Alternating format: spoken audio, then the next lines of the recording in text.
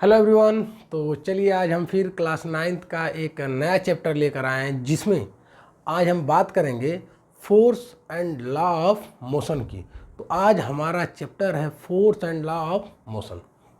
तो सबसे पहले समझेंगे कि फोर्स क्या होता है, व्हाट इज़ फोर्स। ठीक, तो हमारा चैप्टर का नाम लिख लेते हैं, force and law of motion. ये है हमारा चैप्टर नंबर 2। चैप्टर 2 का ये लेक्चर नंबर 1 है। ठीक है, चैप्टर है हमारा force and law of motion. तो पहला टर्म जो हमें सीखना है क्या है, फोर्स। और फोर्स होता क्या है। ठीक है, फोर्स होता क्या है। तो सबसे पहले हम वर्ड लिखेंगे फोर्स। ठीक है, सबसे पहले हम वर्ड क्या लिखेंगे, फोर्स। What is force. तो फोर्स जो होता है, it is the action of one body, it is the action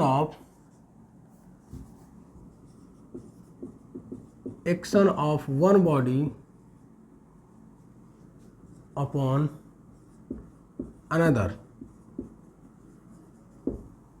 एक बॉडी के द्वारा दूसरे बॉडी पे जो एक्शन होता है उसको हम नाम क्या दिए, फोर्स। एक बॉडी के द्वारा दूसरे बॉडी पे जो एक्शन होता है उसको नाम क्या दिए, फोर्स। लिखेंगे फोर्स में बी, नेक्स्ट पॉइंट में लिख लेते हैं, फोर्स में either B produce deformation.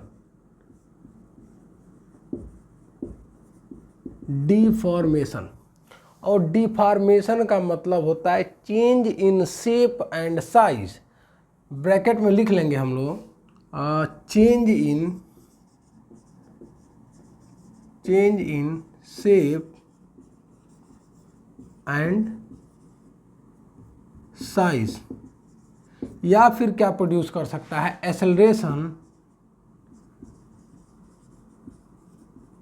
Acceleration in a moving body.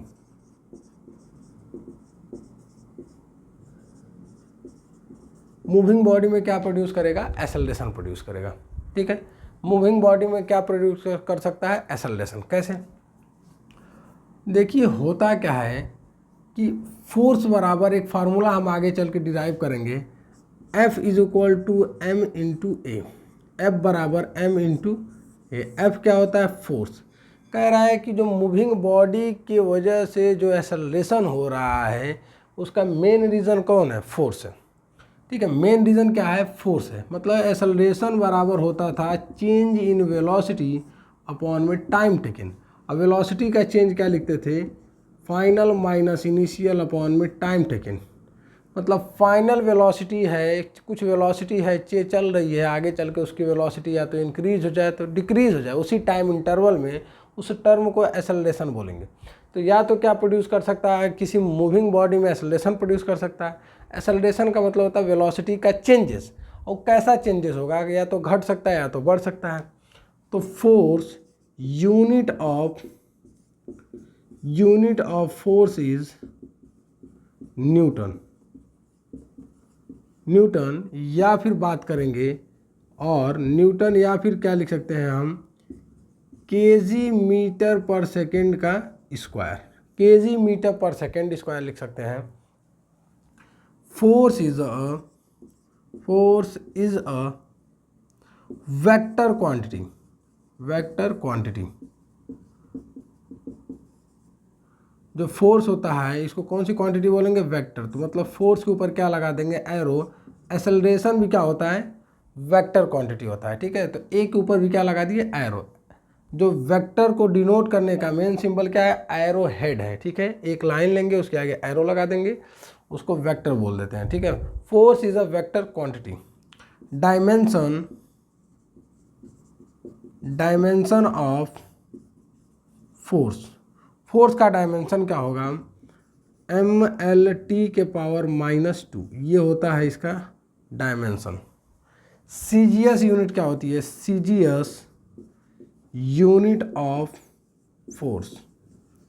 CGS मतलब सेंटीमीटर ग्राम सेकेंड वाली यूनिट जो होगी ये होगी डाइन। क्या होगी? डाइन। ये होगी डाइन। ठीक है। अब हम बात करेंगे टाइप्स ऑफ फोर्स की। किसकी बात करेंगे? Types of force. Types of force. Types of force कौन कौन से होते हैं? ठीक है। पहला हुआ wait,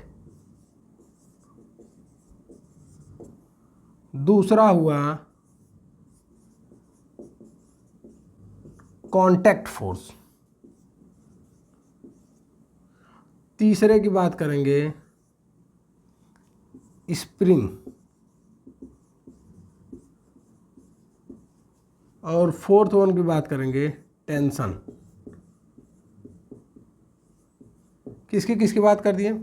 wait, contact force, spring force और टेंशन की बात करती है ना। देखिए कांटेक्ट फोर्स में दो फोर्स आते हैं। एक आता है नॉर्मल रिएक्शन। क्या आता है? Normal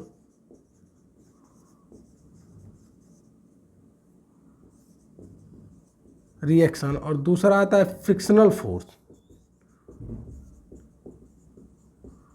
frictional force. Contact force में दो फोर्सेस आते हैं। एक आता है नॉर्मल रिएक्शन जो परपेंडिकुलर लगता है सरफेस के, और दूसरा हुआ फ्रिक्शनल फोर्स। ठीक है। तो चलिए अब इसको हम डिफाइन करते हैं। ठीक है। तो टाइप्स ऑफ फोर्स की बात, पहला बात किए थे वेट। वेट क्या होता है? सबसे पहले हम बात किए थे कि वेट क्या होता है? Weight of the body is the force with which earth attract. Weight क्या होता है? एक ऐसी बॉडी जिसको अर्थ क्या कर रही है, एक ऐसा फोर्स जिसको अर्थ क्या कर रही है, अट्रैक्ट कर रही है, उसको हम बोलेंगे wait.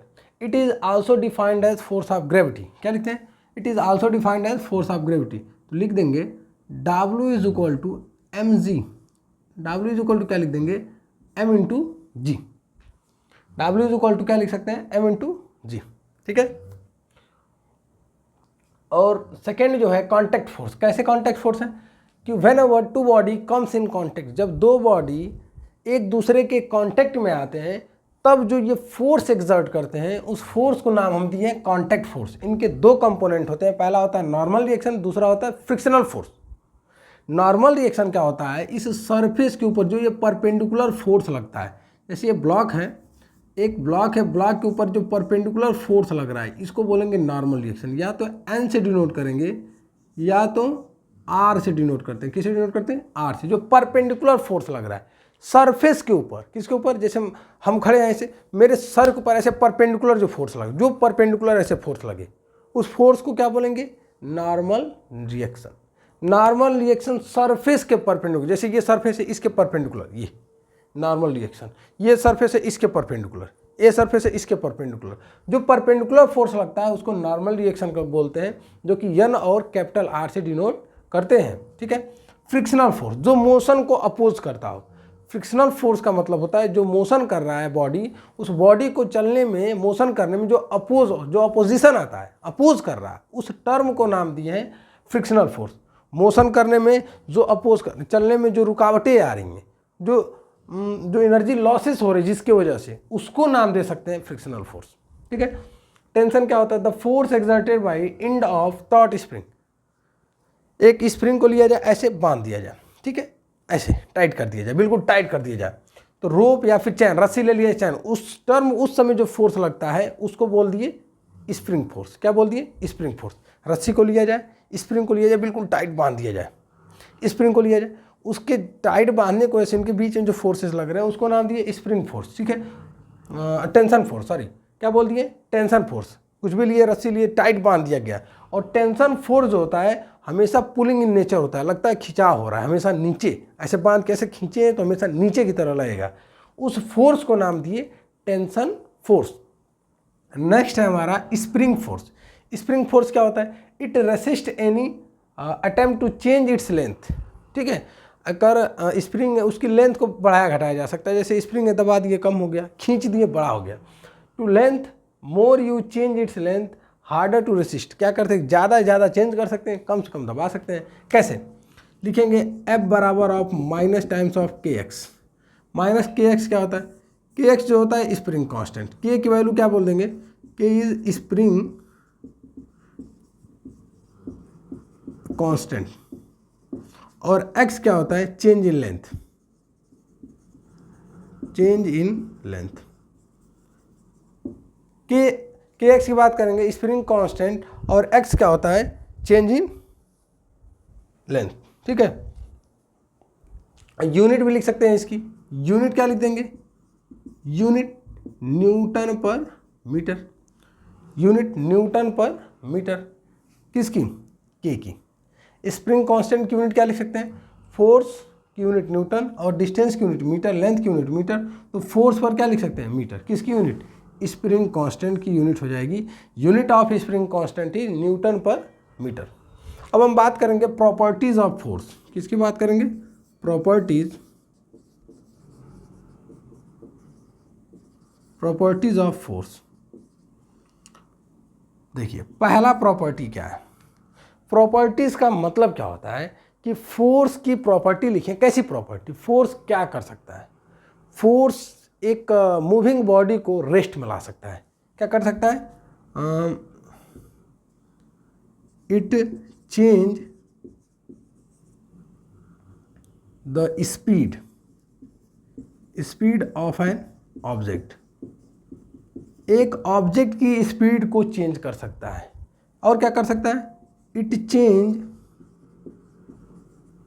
Shape and size of object, shape और साइज क्या कर सकता है, बदल सकता है। नेक्स्ट पॉइंट लिखेंगे, it change direction of object.